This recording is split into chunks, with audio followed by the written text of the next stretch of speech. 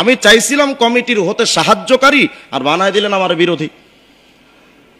এটা বলার পরে উনি আমাকে সাথে সাথে বললেন, যে কথাটা বললেন আমি ওই কথাটা আপনাদেরকে শুধু সংক্ষেপে একটু শোনাতে চাচ্ছি, কারণ আমার যেহেতু এটা শেষ জুমা, এরপর আর আপনাদের এখানে আসা হবে না, বিষয়টা ক্লিয়ার থাকা ভালো। উনি আমাকে যে আচরণটা করেছেন সেটা আমি আপনাদেরকে একটু শোনাচ্ছি, আমি সেটা সমাধান করব। এই মিয়া কথা শুনেন, আপনি অতিরিক্ত কথা বলতেছেন। আপনার কথা আমি বিকৃত করব, আমার কি ঠেকা পড়ে গেছে? আমি ওখানে ছিলাম। আপনি আমাকে যে ধমক দিলেন, পৃথিবীতে আমাকে ধমক দেওয়ার মতো সাহস আলহামদুলিল্লাহ কেউ পায় না। আপনি এই সাহসটা কোত্থেকে পেলেন? আপনি কে আমাকে ধমক দেওয়ার? তুই তো বেটা ফেরাউন হয়ে গেছ, তুই বেটা ফেরাউন হয়ে গেছ। আচ্ছা ঠিক আছে, এটা সমাধান হবে। ধমক দিব না, দিব কে? আচ্ছা ঠিক আছে, আপনি যে ধমক দিচ্ছেন না, এটার জন্য আপনার সমাধানটা ইনশাআল্লাহ মুসল্লিরাই করবে। আপনি এটা অপেক্ষায় থাকেন, আপনি এটার জন্য অপেক্ষায় থাকেন। ঠিক আছে, আমি আসতেছি সামনে শুক্রবার, আপনিও আইসেন। ঠিক আছে।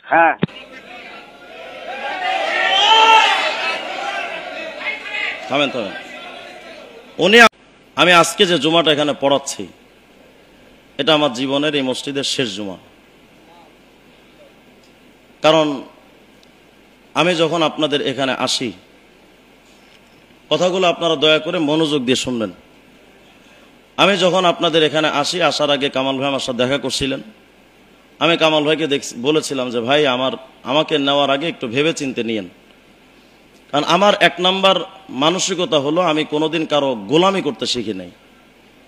এটা আমার আগের থেকে আমার তবিয়ত, সৃষ্টিগতভাবে। আমি এই অফিসের মধ্যে বলেছিলাম যে আমি সৃষ্টিগতভাবে এমন, আমি কোনোদিন কারোর গোলামি করার মানসিকতা লালন করি না। তা আমি ওনাদেরকে শুরুতে এই বিষয়টা ক্লিয়ার করেছিলাম যে আমি আপনাদের এই বিষয়টা ক্লিয়ার জানা দরকার, আমি কিন্তু ওই গোলামের মানসিকতা লালন করি না। আমাকে বাক স্বাধীনতা দিতে হবে, এক নম্বর শর্ত ছিল আমার কথা বলার স্বাধীনতা। দ্বিতীয় নাম্বার, আমি এখানে ছাত্র ছিলাম বা বয়সে কম, সেই হিসেবে আপনারা যে আমাকে খতিবের সম্মানের জায়গা থেকে দেখবে না, এটা হবে না। আমি যখন খতিব, আমাকে খতিবের সম্মান দিতে হবে। এবং কামাল ভাই এখানে সাক্ষী, ওনারা আমাকে টাকার কথা জিজ্ঞেস করেছিলেন। আমি বলেছিলাম যে ভাই টাকার ব্যাপারে আমি কোনোদিন আজ পর্যন্ত কোনো মসজিদে চুক্তি করিনি, আমার ওই মানসিকতা লালন করি না। আল্লাহ আমাকে যথেষ্ট দিয়েছেন, আমার বাবা এখানে আছেন, আমি আলহামদুলিল্লাহ, আল্লাহ আমাকে যথেষ্ট দিয়েছেন। এর চাইতে বেশি আল্লাহর কাছে চাওয়া এটা নিজের উপর জুলুম। তো আমি ওনাদেরকে বলছিলাম যে টাকার ব্যাপারে তো মূল মাসালা না, আমার সর্বপ্রথম শর্ত হলো দুইটা, সম্মানের জায়গায় ঠিক রাখা এবং বাক স্বাধীনতা দেওয়া। তো ওনারা সবাই, উপস্থিত কমিটির সবাই এটা মেনে নিলেন। নিয়ে শেষ পর্যায়ে আমি তো মনে করছি বাস তারা তো মেনে নিয়েছেন, অসুবিধা তো নাই। গত শুক্রবারের আগের শুক্রবার, মানে আমার আগের জুমায় এই মসজিদে বসে আমি কিছু বক্তব্য আপনাদেরকে দিয়েছিলাম। বক্তব্যের মধ্যে আমি কয়েকটা অপশন বলার মধ্যে একটা বলেছিলাম যে কমিটির কোনো ভাই যদি কোনো অপরাধের সাথে জড়িয়ে যায়, আপনারা আমাকে বলবেন। এটার ব্যাখ্যাটা, ওয়াজাহাতনামাটা করা দরকার। এই ব্যাখ্যাটা অনেকে নিয়েছেন এভাবে যে আমি কমিটির ওপরে চাপ প্রয়োগ করতে চাচ্ছি। বিষয়টা আদৌ এমন ছিল না, বিষয়টা ক্লিয়ার হওয়া দরকার। আমি বোঝাতে চেয়েছিলাম যে এই মসজিদের আগের অনেক কমিটি ছিল, আপনারা সবাই জানেন এখানে কোটি কোটি টাকা দুর্নীতি হয়েছে। সত্য না মিথ্যা? যে কারণে অডিট রিপোর্টও পেশ করা হয়েছে, এজন্য আমি তাদেরকে ধন্যবাদ জানাই। তাদের আইনের আওতায় আনা দরকার। কোটি কোটি টাকা দুর্নীতি হয়েছে। আমাকে বলেন প্রতিবাদ করেছে কে? এই 16টা বছর এই মসজিদ থেকে প্রতিবাদ না হওয়ার কারণে বেপরোয়াভাবে তারা আত্মসাৎ করার সুযোগ পেয়েছে। যদি এই মসজিদ থেকে সরাসরি এগুলোর প্রতিবাদ হতো, কোনো জালেম এখানে চুরি করার সাহস পেত না, কিন্তু কেউ প্রতিবাদ করে নাই। আমি চেয়েছিলাম যে এই অন্যায়ের পুনরাবৃত্তি যেন এই মসজিদে আর দ্বিতীয়বার না ঘটে। যদি কোনো লোক কমিটির মধ্যে এসেও যদি দুর্নীতি করার, অপরাধ করার সুযোগ পায়, আপনারা বিশ্বাস করবেন কিনা জানি না, সেই লোকগুলো এই মাদ্রাসা মসজিদের আলেমদেরকে গোলাম মনে বানিয়ে রেখেছিল। অনেক আলেমের সাথে অপরাধের চূড়ান্ত ধাপে উপনীত ছিল। অনেক আলেমকে এরা হাত পর্যন্ত গায়ে তুলেছে, এটার প্রমাণ আমার কাছে আছে। হাত পর্যন্ত উঠিয়েছে গায়ে, কোনো প্রতিবাদ হয়নি। আমি চেয়েছিলাম যেহেতু বর্তমান কমিটি তারা সংস্কারের একটা মানসিকতা লালন করেন, বিশেষ করে বৈষম্য বিরোধী ছাত্ররা তো আমাদেরকে সংস্কার করতে শিখিয়েছে, তাদের জন্য দোয়া করেন, আল্লাহ তাদেরকে ভরপুর কবুল করেন, যে আমাদের এই সংস্কার করা একটা মানসিকতা তারা তৈরি করে দিয়েছেন। তা আমি চেয়েছিলাম যেহেতু তারা সংস্কারের মানসিকতা লালন করে, সুতরাং আমি চাইছিলাম যে এরকম কোনো অন্যায় বা কোনো অপরাধ যেন এই মসজিদের সাথে না ঘটে। যে কারণে আমি বলেছিলাম যদি কেউ অন্যায় করে আমাকে বলবেন, আমি এটার প্রতিবাদ করব। কারণ আমি তো এখানে চাকরি করতে আসিনি, আমি জাস্ট খেদমত করতে আসি। এই কথা বলার পরে জুমার নামাজের পরে আমার সাথে গিয়ে আপনাদের এই মসজিদের প্রধান উপদেষ্টা আসগার সাহেব এবং কামাল ভাই ওনারা গেলেন। আমার কাছে ব্যাখ্যা চাওয়া হলো, এটাই প্রথম অপরাধ, আমার কাছে ব্যাখ্যা চাওয়া। কারণ আমি আগেই বলেছিলাম আমি কৈফিয়ত দিতে পারবো না। এটা যদি আপনারা মনে করেন অহংকার, তো এই মসজিদের আগের কমিটির রূপের কারণে এখানে যদি কোনো খতিব অহংকারের সাথে বক্তব্য দেয়, এটাই তার জন্য জায়েজ। অহংকারী দাম্ভিকদের সামনে নমনীয়তা দেখানো এটা জুলুম, দাম্ভিকদের সাথে দাম্ভিকতা দিয়ে প্রতিবাদ করা এটাই ঠিক। এটার আপনারা মানেন বা না মানেন, আমি এইভাবেই চলি, এটা আমার মেজাজ, আমার তবিয়ত। আমি তাদেরকে বলেছিলাম যে দেখেন, তারপর আমি জবাব দিয়েছি, যেহেতু আমার কাছে কৈফিয়ত চাইতে গেছে, আমি সুন্দর করে জবাব দিয়েছি, দেখেন আমি এই কমিটিকে মিনিং করে বলি নাই, আপনারা আমার কথাকে নিজেদের উপরে টেনে নিয়েন না।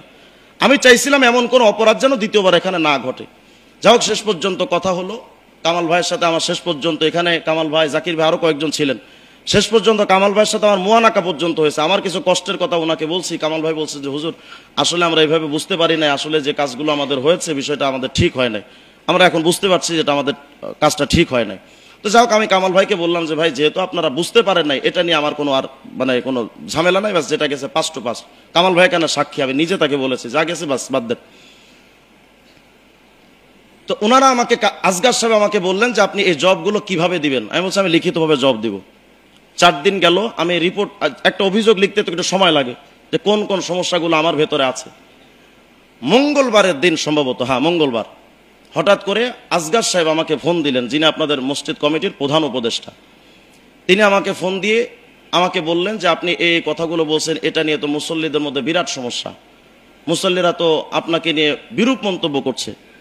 আমি ভাবলাম যেহেতু মুসল্লিরা মন্তব্য করছে, আমি বললাম যে দেখেন, মুসল্লি তো এক প্রকার হয় না, মুসল্লি তো বিভিন্ন প্রকার হয়।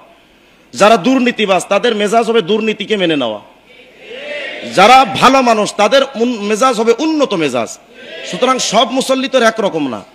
তো উনি আমাকে বললেন আপনি চাইছেন একাই আপনি কমিটির আপনি বিচার করবেন, এটা করবেন সেটা করবেন। আমি বললাম দেখেন, আপনারা আমাকে বলেন তো, গত শুক্রবারে এখানে আমি সব কমিটিকে বিচার করব এমন কোন কথাকে আমি বলেছিলাম? বলেন, জোরে বলেন। তাহলে এই কথাগুলো আমাকে কেন বললো? এই কথা যখন উনি বলছেন, তখন আমি ওনাকে বললাম যে দেখেন মুরব্বী, আপনি আমার কথাকে হয়তো টুইস্ট করতেছেন, বিকৃত করছেন। আমি এই কথা একবারও বলিনি যে আমি কমিটির বিচার করব। আমি বলেছিলাম, আমার বোঝানোর স্টাইলটা ছিল যে এই মসজিদের মেম্বার থেকে প্রতিবাদ হবে, কমিটির লোকরা বিচার করবে, খতিব এবং কমিটি উভয় সমন্বয়ে একটা বিচার হলে এটা সুন্দর হবে, মুসল্লিদের মধ্যেও এই বিষয়টা নিয়ে আশ্বস্ত থাকবে, মুসল্লিরা এটা নিয়ে খুশি থাকবে। কমিটির লোক আমাকে বললেন আমি তো ফেরাউন হয়ে গেছি। এখন আপনারা আমাকে বলেন, ফেরাউনের পেছনে নামাজ পড়া কি জায়েজ আছে? বলেন বলেন, জায়েজ আছে? তাহলে আমি এখানে কেমনে জমা পড়াই?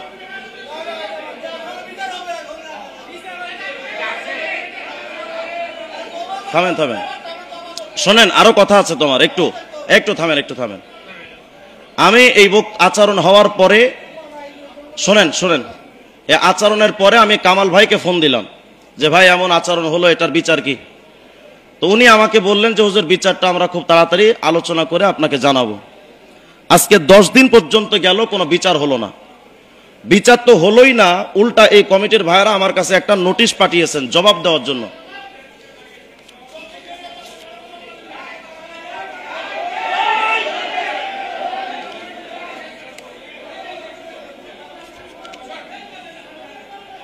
বসেন বসেন, আমার কথা তো শেষ হতে দিতে হবে না, আমার কথা বলতে দিতে হবে।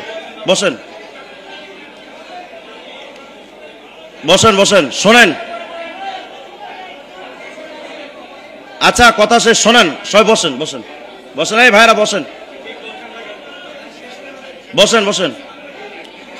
বিষয়টা সাফ হওয়া দরকার, আমি সাফ করার জন্য বলছি।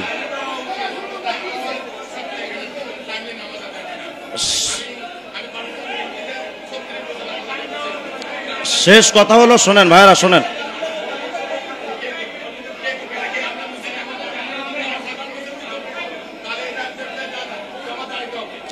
আচ্ছা বাস বাস, আমি কথা বলি, শেষ শেষ। আমার একটা কথা শোনেন, যে বিষয়টা যেহেতু হয়ে গেছে, এটা সমাধান,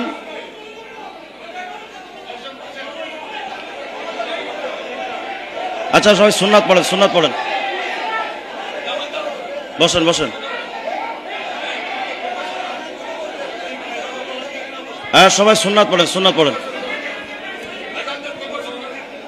ভাই ঠিক বেঠিক আমাকে শিখাতে এসেন না, কোনটা ঠিক কোনটা বেঠিক সেটা আমি ভালো করে জানি। আপনারা আমার সাথে যে অপরাধ করেছেন এটাই প্রথম ভুল আপনাদের ছিল।